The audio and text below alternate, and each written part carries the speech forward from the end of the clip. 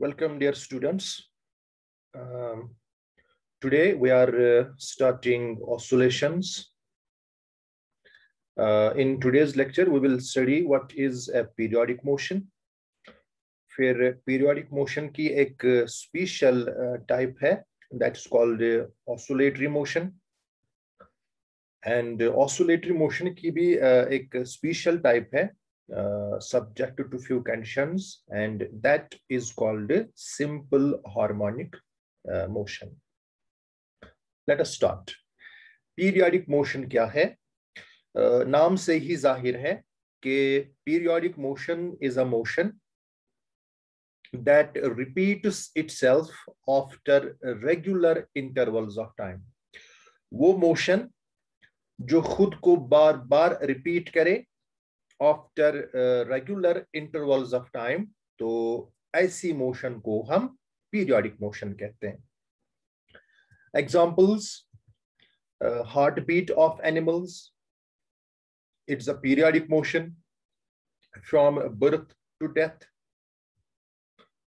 Revolution of earth या revolution of any planet around the sun orbit में, जिससे फिर मौसम बनते हैं, और वो जो मौसम है seasons, spring, summer, autumn, winter, वो भी बार बार रिपीट होते रहते हैं.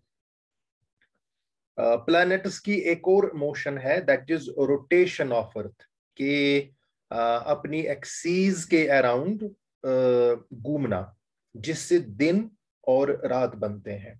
तो that's also an example of periodic motion. Seasons of the year मैं ऑलरेडी बता चुका हूं.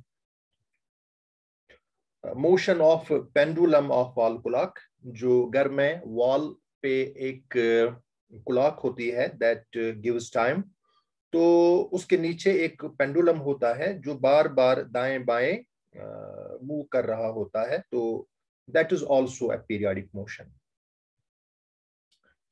तो पीरियडिक मोशन की एक स्पेशल टाइप है जिसको हम कहते हैं ऑसिलेशन. तो पीरियडिक मोशन और ऑसिलेशन में बुनियादी फर्क क्या है, यहाँ पे मैं आपको बता दूं कि every oscillation is periodic. Oscillation होने के लिए पीरियडिक होना शर्त है, but every periodic is not oscillation. Oscillation periodic होती है, लेकिन पीरियडिक होने के साथ साथ एक दो कंडीशंस भी हैं. तो पहले तो हम देखेंगे कि ऑसिलेशन किसे कहते हैं. तो oscillation is basically a periodic motion, लेकिन ये एक special type of periodic motion है जिसमें बॉडी मूव करती है टू एंड फ्रो, आगे और पीछे, या हम कहेंगे to the right and to the left about a point. तो एक पॉइंट होता है, जैसा कि डायग्राम में आपको दिख रहा है, देयर इज पॉइंट ओ, जिसको हम मीन पोजीशन या इक्विलिब्रियम पोजीशन कहते हैं. तो एक बॉडी इसी पॉइंट ओ के राइट साइड में और लेफ्ट साइड में मूव करता है, and it comes again and again back to this point O.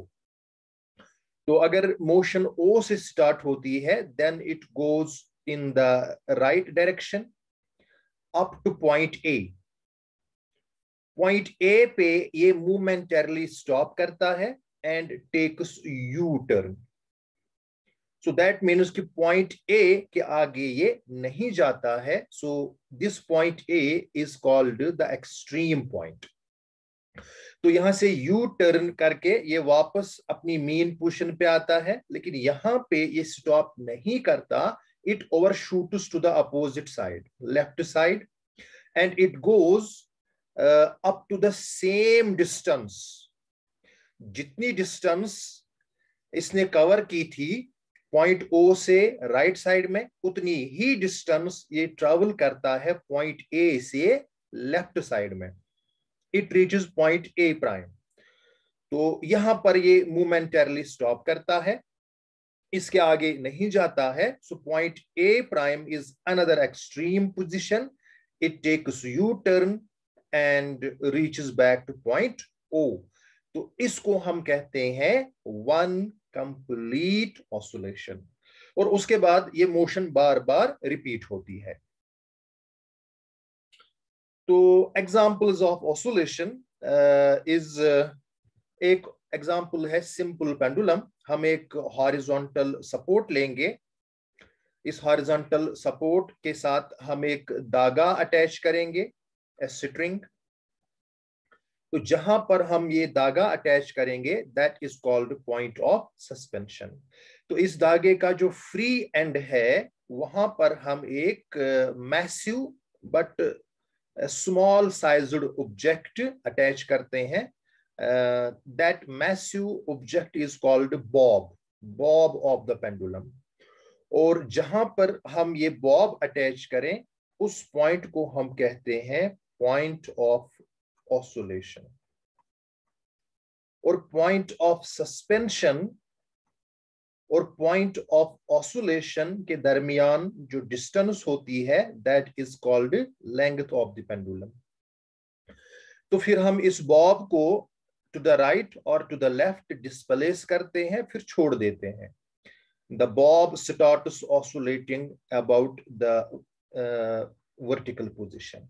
So this is also an example of oscillation. Another example is the swinging of the pendulum of a wall clock. This pendulum swings like this about the mean position. Another example is the motion of liquid column in U-tube. हम एक cylindrical tube को bend करेंगे in the form of in the shape of U. तो we call this U-tube. तो इसमें हम liquid fill करेंगे। तो obviously वो liquid दोनों columns में एक equilibrium position या एक ही height attain करेगा। But what we will do, we will apply pressure on one side. तो उससे हम इस लिक्विड को डिस्प्लेस करेंगे डाउनवर्ड्स और फिर छोड़ देंगे। तो चूंकि हमने लेफ्ट हैंड साइड पे लिक्विड को डिस्प्लेस किया डाउनवर्ड्स, तो वो राइट हैंड साइड में अपवर्ड डिस्प्लेस होगा। Then when we will leave the pressure, तो राइट हैंड साइड पे जो लिक्विड है वो नीचे आएगा और लेफ्ट हैंड साइड पे वो ऊपर जाएगा, and then the cycle will continue. तो ये जो लिक्विड कॉलम में वाटर ऊपर और नीचे डिस्प्लेस हो रहा है, this is also an example of oscillation. Another example is spring block system. यहाँ पर हम एक वर्टिकल सपोर्ट लेते हैं और वर्टिकल सपोर्ट के साथ हम एक स्प्रिंग का एंड अटैच करते हैं। तो उस स्प्रिंग का जो दूसरा एंड है, फ्री एंड है, तो वहां पर हम एक ब्लॉक अटैच कर देते हैं and that block will be having some mass, और the block rests on a frictionless surface. उसके बाद हम इस ब्लॉक को टू द राइट और टू द लेफ्ट डिस्प्लेस करते हैं और उसके बाद छोड़ देते हैं। तो जो ब्लॉक स्प्रिंग सिस्टम है it starts moving about the initial mean position of the block. तो the motion of spring block system is also an example of oscillation. तो ऑसिलेशन में हम कुछ टर्म्स डिफाइन करेंगे। Number one, oscillator. Oscillator is the body that oscillates. तो spring block system में block is the oscillator, simple pendulum में bob is the oscillator, and so on. एक और टर्म हम डिफाइन करते हैं मीन पोजीशन, या इसका एक और नाम है इक्विलिब्रियम पोजीशन। ये फिक्स्ड पॉइंट होता है जिसके दाएं और बाएं ये बॉडी ऑसिलेट करती है। So mean position is the fixed point about which the oscillator oscillates. और एक्सट्रीम पोजीशंस दो होती हैं, the points on either side of the mean position, यानी मीन पोजीशन के राइट में और मीन पोजीशन के लेफ्ट में दो पॉइंट्स होती हैं, दो पोजीशंस होती हैं, up to which the body oscillates. जहां तक बॉडी ऑसिलेट करता है वहां पे मोमेंटरली स्टॉप करता है और फिर यू टर्न लेता है, like this and like this. तो इन दो पोजीशंस को हम एक्सट्रीम पोजीशन कहते हैं। Then we define time period of an oscillation.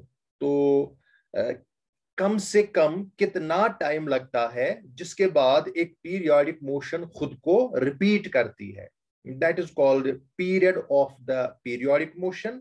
और अगर ये पीरियोडिक मोशन ऑसिलेशन है तो हम कहेंगे पीरियड ऑफ द ऑसिलेशन।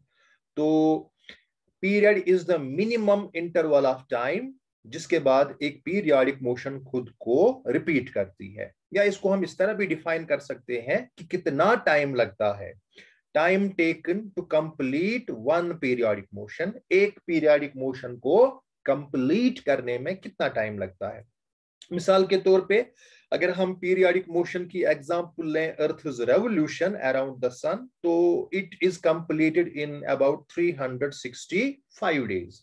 सो हम कहेंगे the time period of Earth's revolution is 360. The period is denoted with capital T. Instantaneous time जो है, अगर हमें oscillation में या periodic motion में instantaneous time को denote करना हो तो उसको हम small t से denote करते हैं। लेकिन period कि एक पीरियोडिक मोशन को या एक ऑसिलेशन को कंप्लीट होने में कितना टाइम लगता है, तो that period, that time is denoted with capital T. And it depends कि वो ऑसिलेशन कितनी स्लो है या कितनी फास्ट है। अगर वो फास्ट है, वो जल्दी जल्दी पीरियोडिक मोशन रिपीट होती है, then the appropriate unit for period में बी सेकेंड, मिनट। लेकिन अगर पीरियोडिक मोशन काफी स्लो है, कई कई घंटों बाद मोशन रिपीट होती है, तो फिर appropriate unit can be hour, day, year, etc. And period is always positive. It's time and time will be always positive. Units तो हम इसके यूज कर सकते हैं second, minute, hour, day, year, etc. But the SI unit is second. Period के बाद हम एक और टर्म डिफाइन करते हैं ऑसिलेशन के लिए, and that is the frequency. Frequency is कि पर यूनिट टाइम कितनी बार एक पीरियोडिक मोशन रिपीट होती है। Frequency is the number of times a periodic motion repeats itself per unit time. Per unit time एक periodic motion कितनी बार repeat होती है। तो इसको हम इस तरह भी कह सकते हैं, डिफाइन कर सकते हैं, that it is the number of periodic motions completed per unit time. Periodic motion को हम ग्रीक लेटर न्यू से डिनोट कर सकते हैं या कर्सिव एफ से भी डिनोट कर सकते हैं। This is cursive F. Well, there is a book that is called the Red Book of Physics. The Red Book of Physics. There is a book for chemistry that is called Green Book of Chemistry. Similarly, there is a book for physics that is called the Red Book of Physics. मैं चाहूंगा आप इसको Google करें और इस book को आप download करके अपने पास रखें।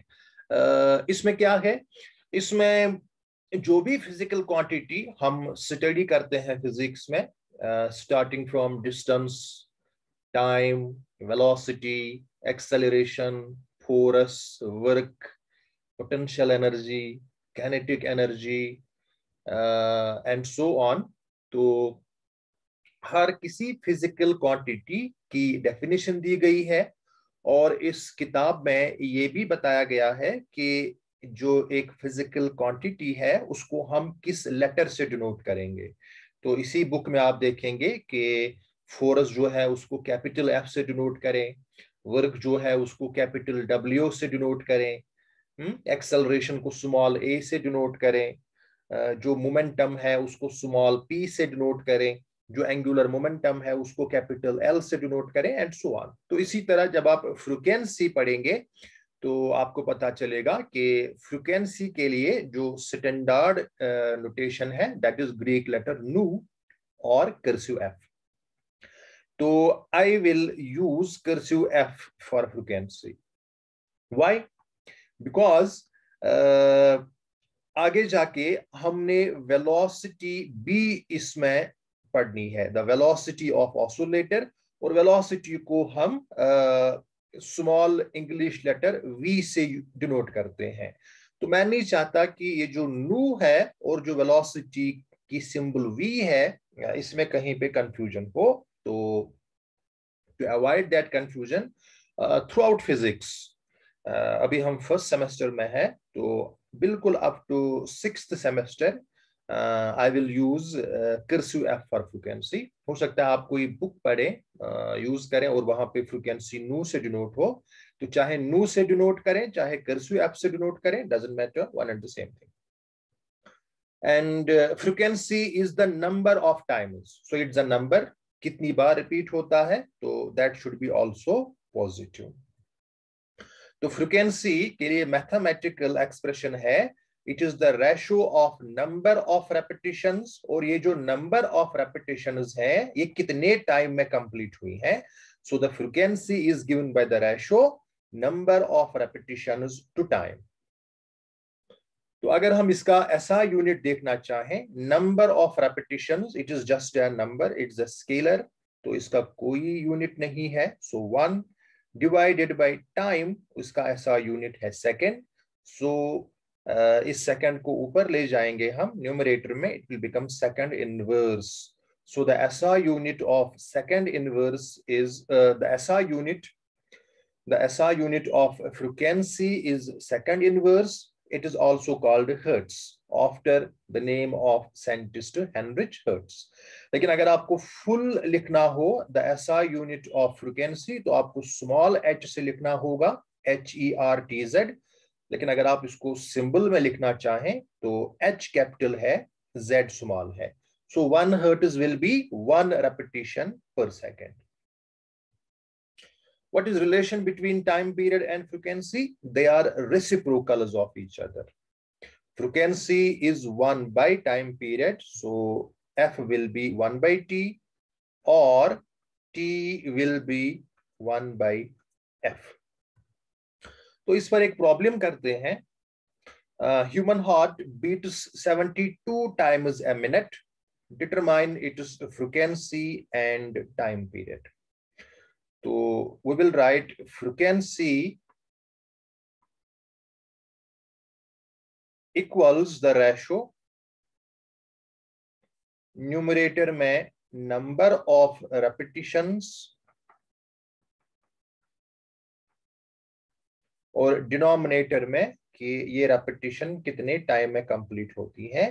The number of repetitions is 72, so I will write 72 divide time, that is 1 minute.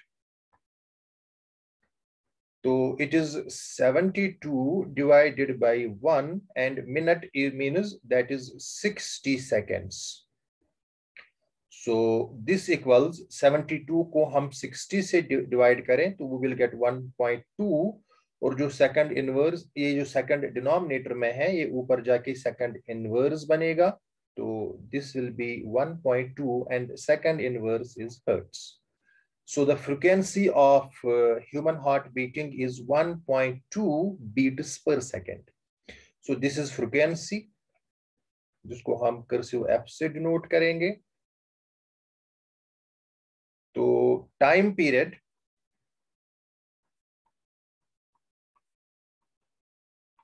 T will be, it is reciprocal, so that I leave up to you.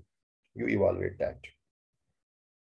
That will be some 0.83 seconds. एक और term हम define करते हैं angular frequency. जो frequency है इसका ऐसा unit है पर सेकंड, सेकंड इनवर्स या हर्ट्ज। तो इसको एंगल बनाने के लिए we multiply it with 2 pi radians. The angular frequency is 2 pi radian times the frequency. तो इसको हम ओमेगा से डिनोट करते हैं. तो omega is 2 pi times the linear frequency, और चूंकि फ्रीक्वेंसी है 1/t, तो हमें ओमेगा के लिए एक्सप्रेशन मिलती है 2 पाई बाई टी. तो इट इज ऐसा यूनिट इज रेडियन पर सेकेंड, बिकॉज जो 2 पाई है it is basically 2 pi radian, और डिनोमिनेटर में है t विच इज सेकेंड, इसका ऐसा unit. So the SI unit is radian पर सेकेंड. तो इस पर भी एक प्रॉब्लम है.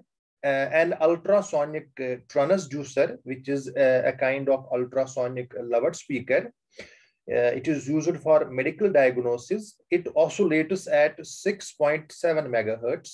So that is the frequency. The linear frequency f is 6.7 megahertz.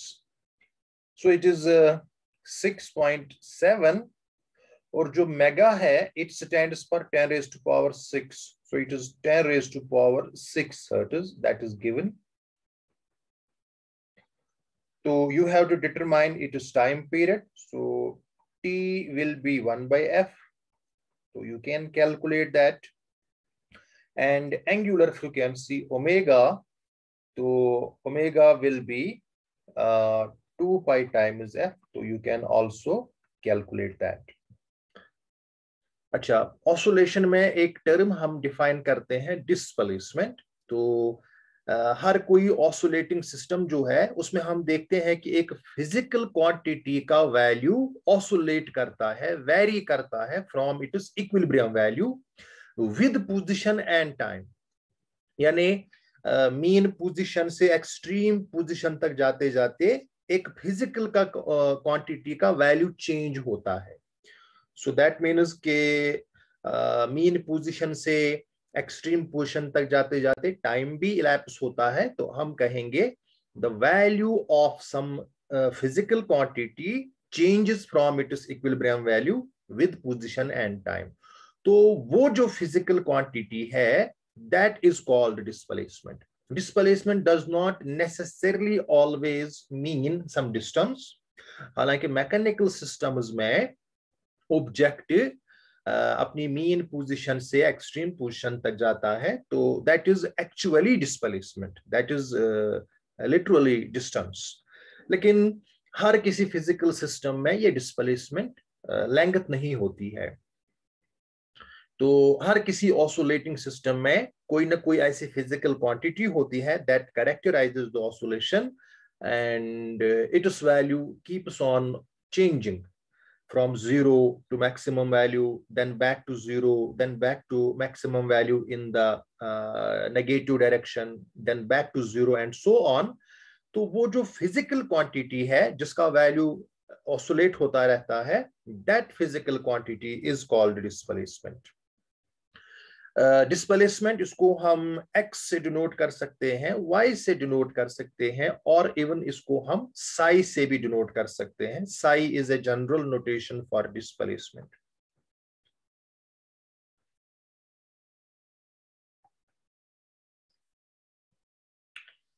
तो displacement can be 0 if the oscillator is at its mean position. Displacement can be positive. तो जिस डायरेक्शन को हमने राइट डायरेक्शन ली है, अगर वहां की तरफ ऑसोलेशन हो, डिस्प्लेसमेंट विल बी पॉजिटिव. और जिस डायरेक्शन को हमने लेफ्ट हैंड साइड माना है ऑफ द मीन पोजीशन, अगर वहां पे ऑसोलेटर हो, then the displacement will be negative. So displacement can be positive, negative as well as 0. Now let us see कि various physical oscillating systems में displacement क्या होती है. In case of a simple pendulum, हम जो vertical direction के साथ ये simple pendulum angle बनाता है, we can take this angle as the displacement variable.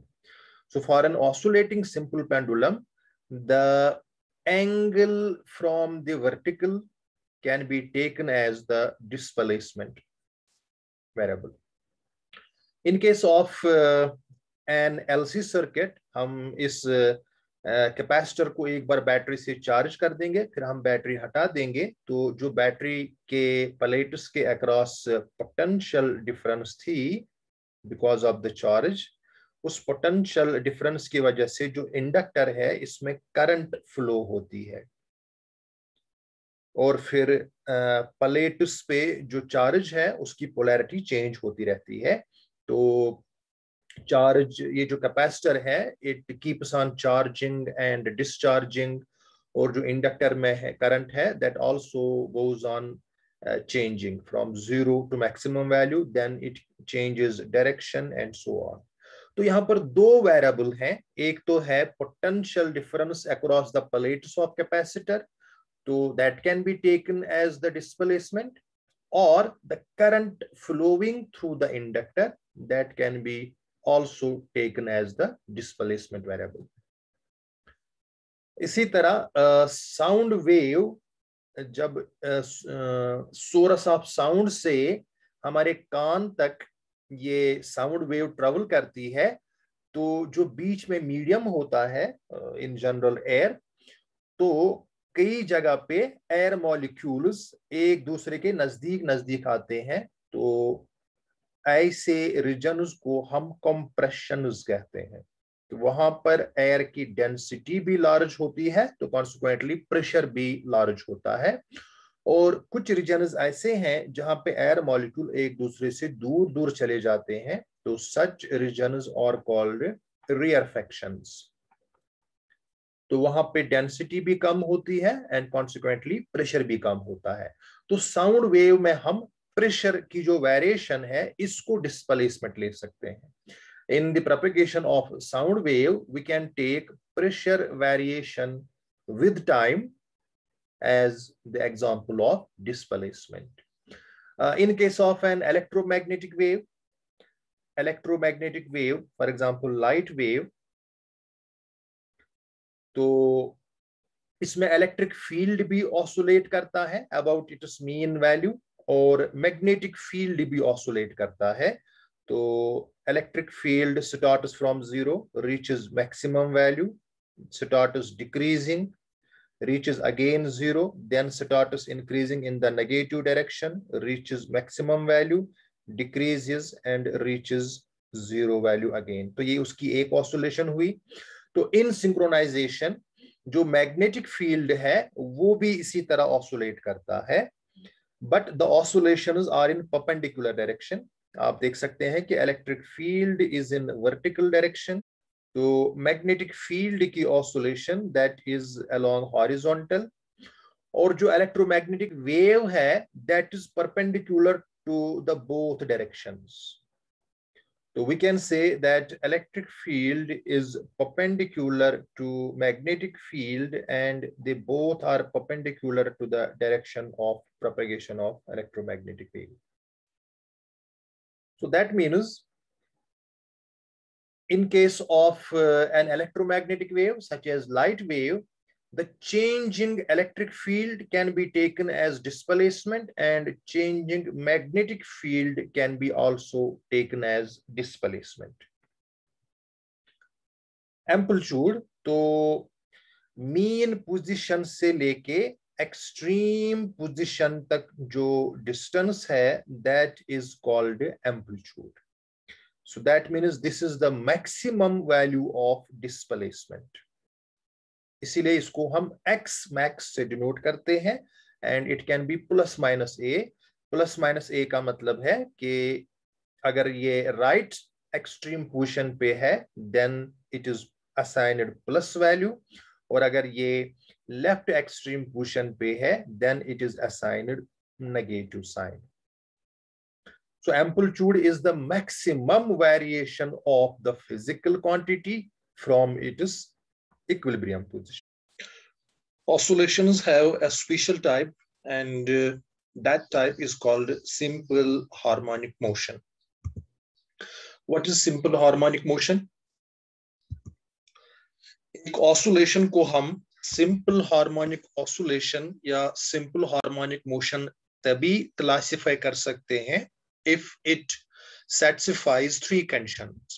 Number one, amplitude must be constant, यानी कि with time the amplitude should not change. तो इस कंडीशन को हम कहते हैं the oscillation is simple. Number 2 condition is the period should be independent of the amplitude।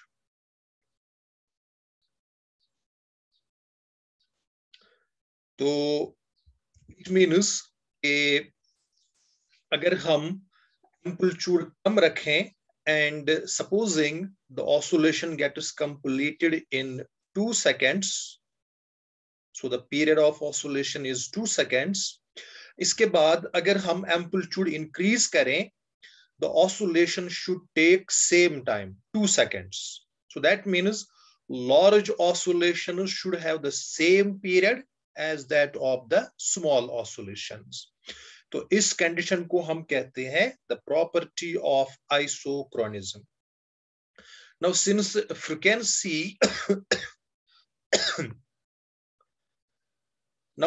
frequency is reciprocal of time period, so when time period is independent of amplitude, frequency also should be independent of the amplitude. तीसरी condition ये है कि time dependence of the displacement should be able to be expressed in terms of sinusoidal function of a single frequency. So that means the displacement जिसको हम x या y से denote करेंगे, it should have form sine of omega t or cosine of omega t. तो practically एक oscillation को simple harmonic motion होने के लिए number 1 condition is that there must be a position of stable equilibrium. Well, equilibrium is a position जहां पे net force 0 होता है, लेकिन फिर equilibrium position जो है that can be stable, that can be unstable. तो इन दोनों में फर्क क्या है? Let us take a bowl like this और इसके बॉटम पॉइंट पे हम एक बॉल रखेंगे। तो हम यहाँ पे बॉल रखते हैं, it stays there, that means net force is 0, so this position is equilibrium position. अब ये देखना है कि ये पोजीशन स्टेबल इक्विलिब्रियम है या अनस्टेबल इक्विलिब्रियम की पोजीशन है। तो ये चेक करने के लिए let us displace this body to in some direction, उसके बाद इसको छोड़ दें तो हम देखते हैं कि it comes back to its equilibrium position. इसी तरह किसी और डायरेक्शन में इसको हम डिस्प्लेस करके छोड़ देंगे, इट विल कम बैक। तो that means this equilibrium position is stable equilibrium. Stable equilibrium होने के लिए शर्त ये है कि अगर हम इक्विलिब्रियम पोजीशन से बॉडी को थोड़ा सा डिस्प्लेस करें किसी भी डायरेक्शन में और फिर छोड़ दें, the body comes back to its equilibrium position. अच्छा, इसी बाउल को हम उल्टा करके रखें लाइक दिस, और टॉप ऑफ द बाउल वहां पे हम बॉल रखेंगे and ball stays there, so that means net force on the ball is 0, so this position is again a position of equilibrium. तो ये इक्विलिब्रियम पोजीशन स्टेबल है कि unstable, check करने के लिए इस बॉल को हम थोड़ा सा डिस्प्लेस करेंगे और छोड़ देंगे तो हम देखते हैं it continues moving downwards, it does not come back. इसी तरह अगर हम किसी और डायरेक्शन में इसको थोड़ा सा डिस्प्लेस करेंगे फिर छोड़ देंगे तो हम देखते हैं कि it does not come back, it continues falling downwards. So that means कि ये जो equilibrium position है it is unstable equilibrium, क्योंकि यहाँ पे हमने बॉडी को डिस्प्लेस किया था लेकिन ये फिर वापस नहीं आती है equilibrium position पे। So the condition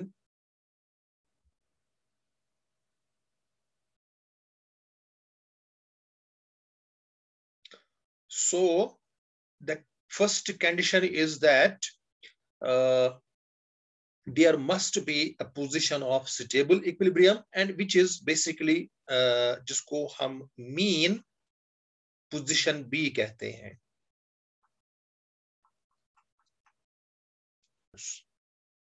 दूसरी कंडीशन ये है कि सिस्टम में ऐसा कोई फोर्स नहीं होना चाहिए जो एनर्जी को डिसिपेट करेगा, बिकॉज अगर एनर्जी की डिसिपेशन होगी तो कॉन्सिक्वेंटली एम्पलीट्यूड कंटिन्यूअसली डिक्रीज होता जाएगा, तो then it can not be simple harmonic motion.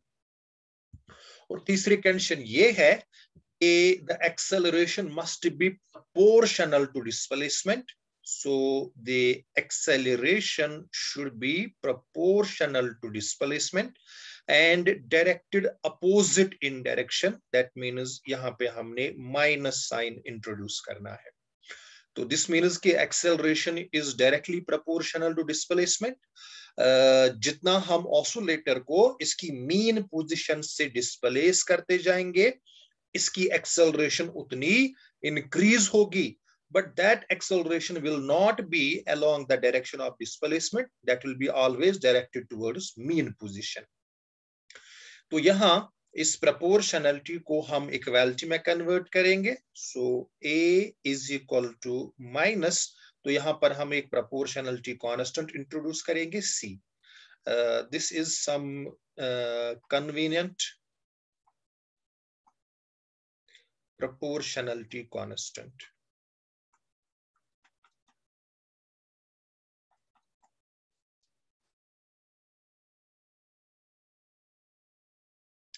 So acceleration is basically double differentiation of position or displacement. So this is d square x by dt square is equal to minus c times x.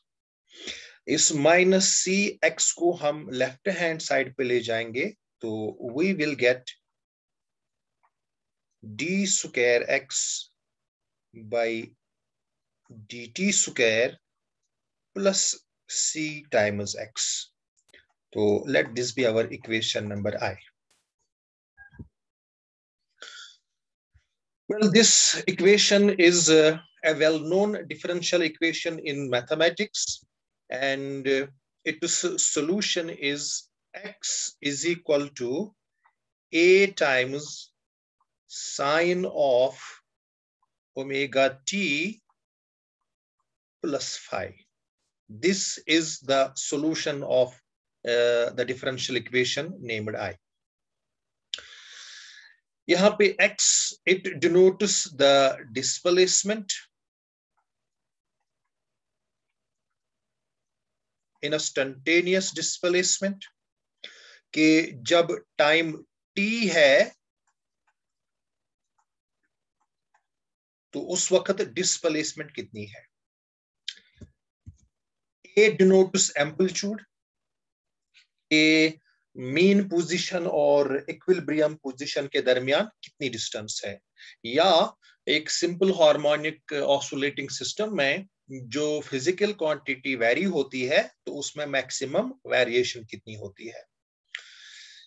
ये जो omega t plus phi है, which is the argument of the sine function, it is called phase of the simple harmonic motion. और इसमें जो omega T के साथ add है phi, only phi is called phase constant, and omega is the angular frequency, which equals 2 pi f, where f is the linear frequency, या इसको हम लिख सकते हैं 2 pi by t, where t is the period of the oscillation. इसमें इस equation में दो वेरिएबल्स हैं. Number one variable is the displacement and number two variable is time. और इस इक्वेशन में जो constants हैं, which are basically the constants of integration, एक तो है इसमें amplitude और दूसरा है phase constant. तो ये जो phase constant है और ये जो amplitude है, इनके वैल्यू हमें मिलते हैं by applying initial conditions. So the solution is x is equal to a sine omega t plus phi. We will call this equation number II. तो इसको हम differentiate करेंगे twice with respect to time. So let us differentiate. Once dx by dt is equal to a is a constant. Sine की integration है cosine. So cos of omega t plus phi into जो sine के अंदर angle है उसकी internal differentiation with respect to time. तो omega t की differentiation है ओमेगा प्लस फाई उसकी डिफरेंशिएशन है 0. So this equals omega a into cosine function of omega t plus phi. Let us differentiate once more. So we will get d square x by dt square is equal to omega into a, this is a constant, into cosine function की differentiation है minus sine of omega t plus phi into जो ये cosine function के अंदर angle है इसकी internal differentiation तो वो है ओमेगा. तो ओमेगा को हम आगे लिखेंगे and there will be also minus sine. So this is minus omega square into a sine of omega t plus phi. Now this a sine omega t plus phi, this is expression for displacement. So we get minus omega square times x. तो दो बार इसको हमने differentiate किया तो we got minus omega square x. Let us keep this as equation number thrice high. So we have got the differential equation double I. And we have got equation thrice. So let us use equation thrice into second. यानी जो d square x by dt square है उसकी जगह हम यहाँ से इसका value लाएंगे. तो we will get minus omega square x plus cx equals 0, which implies minus omega square x is equal to इस cx को हम right hand side पे ले जाएंगे तो it will get minus c times x. Now x is not 0 because displacement तो कुछ ना कुछ होती है. So यहाँ पे minus and minus will get cancelled. तो we are getting c equals omega square. या अगर हम स्क्वायर रूट लें तो square root of c is equal to omega. Let us use this in equation number second. यानी इसमें जो c है उसकी जगह हम यूज करेंगे omega square. So we will get d square x by dt square plus c उसकी जगह हम लिखेंगे omega square times x is equal to 0, and let this be our equation number 4th. Equation 4th is the standard differential equation of simple harmonic motion. Pendulum. Simple pendulum में हम एक horizontal support लेते हैं. इस horizontal support के साथ हम एक केबल, कॉर्ड, स्ट्रिंग अटैच करते हैं.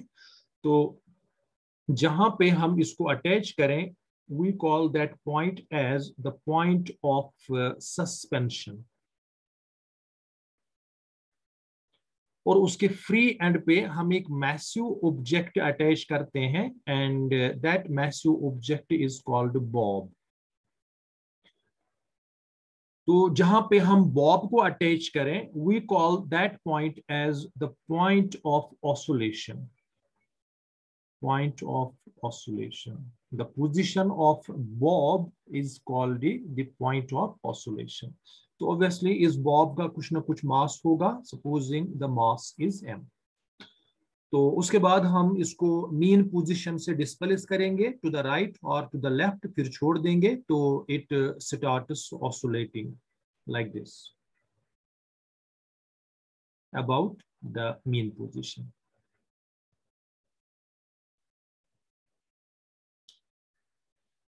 तो इन द गिवन डायग्राम जो मीन पोजीशन से जो डायग्राम में पोजीशन दिखाई गई है, supposing the displacement along the perimeter, उसको हम x से डिनोट करेंगे। तो अगर आप इस पॉइंट ऑफ सस्पेंशन को सेंटर माने, length of the simple pendulum यानी पॉइंट ऑफ सस्पेंशन से बॉब तक जो डिस्टेंस है लेंथ, उसको हम रेडियस माने, then this displacement along the perimeter, it is then arc length.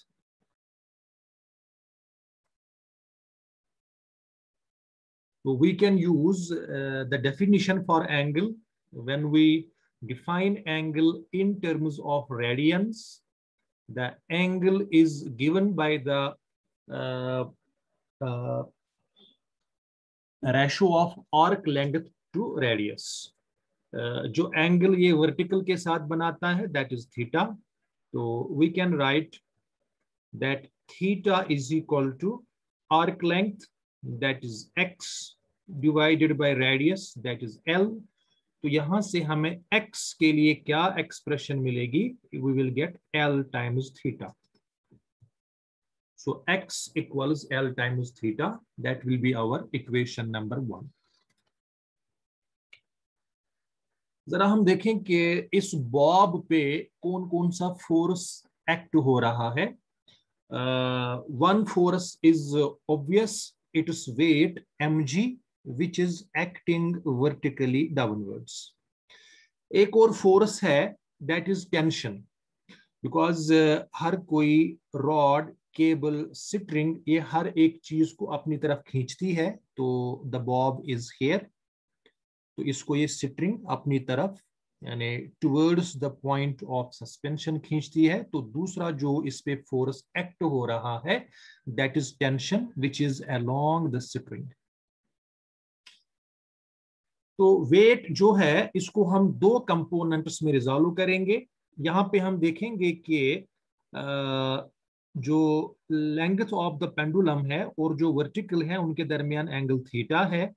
तो यहां पर भी यही सिचुएशन है, this is the vertical direction along which weight is acting and this is the length of string। तो इनके बीच भी एंगल थीटा ही होगा। तो हम इस वेट को दो कंपोनेंट्स में रिजॉल्व कर सकते हैं। तो one will be along the length and another will be along the perimeter। So these are it is two rectangular components। So the weight can be resolved into two components, one जिसे हम radial component कहेंगे which is on the side of angle, so that will B mg cos theta, this is radial component. And another will be along the perimeter, तो जिसे हम tangential component कहेंगे and that will B mg sin theta.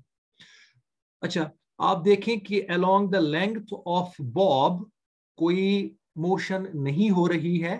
तो that means के along the length जो दो forces हैं एक दूसरे के अपोजिट डायरेक्शन में, एक तो है टेंशन और दूसरा है mg cos थीटा। तो they should nullify each other.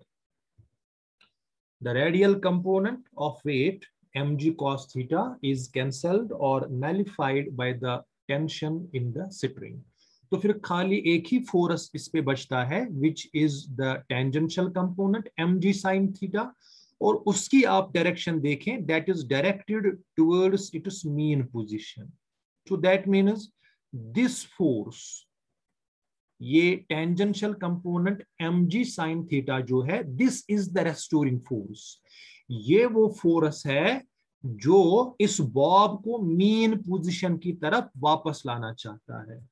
तो that means the tangential component gives the restoring force, जो इस पेंडुलम को, जो इस बॉब को वापस मीन पोजीशन की तरफ लाना चाहता है।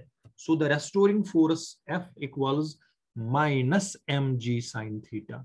Minus sign इसलिए है because it opposes the increasing direction of theta. Now the acceleration of pendulum is double differentiation of the displacement with respect to time. तो यहाँ पे हम न्यूटन सेकेंड लॉ यूज करेंगे, that mass times acceleration is equal to force, mass of the bob is m into acceleration, तो हम लिखेंगे d square x by dt square equals force that is minus mg sin theta. So mass and mass will get cancelled on both sides. So we will get d square x is equal by dt square equals minus g sin theta. अच्छा, यहाँ पे हम x का value substitute कर सकते हैं from equation number 1. तो हम यहाँ x की जगह सब्स्टिट्यूट कर सकते हैं x equals l times theta. तो we will get d square by dt square of, हम x की जगह यहाँ पे सब्स्टिट्यूट हमने किया है l थीटा. अच्छा, इसमें हम l को कॉमन आउट कर सकते हैं because l is a constant. तो we will get l into d square theta by dt square equals minus g sin theta. अच्छा, हम L को राइट हैंड साइड पे ले जा सकते हैं. तो we are left with then d square theta by dt square is equal to minus g divided by L into sin theta. This is equation what we are getting, and we will name this equation as equation number 3. Now we will expand sin theta using Taylor's expansion. तो हमें sin theta मिलेगा theta minus theta cubed by 3 factorial plus theta raised to power 5 by 5 factorial minus theta raised to power 7 by 7 factorial and so on. तो they are the higher terms. तो इसको हम equation number 3 में use करेंगे. Sine theta का value using Taylor's expansion, ये हम equation number 3 में यूज करेंगे. तो we will get d square theta by dt square is equal to minus g by l times, वहां पे साइन थीटा था तो साइन थीटा की जगह हमने ये इसकी एक्सपेंशन इसमें यूज कर ली है. और obviously it is a non linear differential equation because इसमें हम डिफरेंशिएट करते हैं थीटा को विद रेस्पेक्ट टू टाइम, उसका यहाँ पे डबल डिफरेंशिएशन है. तो राइट हैंड साइड पे थीटा का एक पावर है, लेकिन थीटा का क्यूब पावर भी है, थीटा का फिफ्थ पावर भी है और हायर पावर्स भी है. तो obviously this equation is non linear differential equation. This is non-linear differential equation. लेकिन यहां पे हम क्या करेंगे, we will use a small angle approximation. If angle is small, then we can approximate this theta cube tends to 0, theta 5 raised to power 5 tends to 0. Similarly, the higher powers of angle also tend to 0. तो यहाँ पे सिर्फ पहली term बचती है. तो then we can write that sin theta is approximately equal to theta. But याद रखें, we can approximate sin theta equal to theta angle for small angle only जब हमने एंगल को वहां पे यूज किया हो इन टर्म्स ऑफ रेडियंस. तो साइन थीटा की जगह हम थीटा यूज करेंगे इक्वेशन नंबर 2 में, तो हमें फोर्स मिलेगा माइनस mg टाइम्स थीटा. तो यहां हमें फोर्स प्रोपोर्शनल मिलता है to the angle. The restoring force is proportional to the angular displacement and not on the square power, cube power or higher powers or etc. This is our equation number 3. the differential equation of simple pendulum. तो अगर इसमें भी हम sin theta को बराबर रखें theta, तो we will get d square theta by dt square is equal to minus g by l times, और sin थीटा की जगह क्या लिखेंगे हम, only थीटा. तो हम इस नेगेटिव टर्म को लेफ्ट हैंड साइड पे ले जाएंगे, इट विल बिकम पॉजिटिव, और राइट हैंड साइड पे 0 बचता है. तो we get this equation, and you can easily see that equation 4 is a linear differential equation in theta. This is a linear differential equation because इसमें जिस variable की हम differentiation करते हैं दैट इज थीटा, तो थीटा का power यहाँ पे 1 है. थीटा का डबल डिफरेंशिएशन है D square theta by D T square, लेकिन उसकी डिग्री, उसका पावर भी 1 है, और कहीं पर भी हमें थीटा और उसका डिफरेंशियल कोएफिशिएंट प्रोडक्ट में नहीं दिखता है. So equation 4 is a linear differential equation. तो जब हम इसको standard equation of simple harmonic motion के साथ कंपेयर करेंगे, तो हमें इक्वेशन 4 में द डिस्प्लेसमेंट इज थीटा, और स्टैंडर्ड डिफरेंशियल इक्वेशन में displacement is x. That doesn't matter. हमने देखना है कि दोनों इक्वेशंस में डिस्प्लेसमेंट का कोएफिशिएंट क्या है. यहाँ पे कोएफिशिएंट है g by l, और स्टैंडर्ड डिफरेंशियल इक्वेशन में है omega square. So they must be equal. और also the solution of equation 4 should be then theta is equal to, यानी कि डिस्प्लेसमेंट के लिए expression should be the standard equation solution a sin of omega t plus phi. अच्छा, इसी तरह हमें g by l मिलता है इक्वल टू ओमेगा स्क्वायर. तो we will take under root on both sides. तो square and root will go. तो we will get under root g by l is equal to omega, which implies under root g by l is equal to omega is itself equal to 2 pi by t. तो यहां से हम period के लिए expression निकालें. We will take t on the left hand side, we will get t is equal to 2 pi. इस under root term को हम राइट हैंड साइड पे ले जाएंगे, तो एल बाई जी मिलेगा. We will get L by G. तो this gives me expression for period of the oscillation.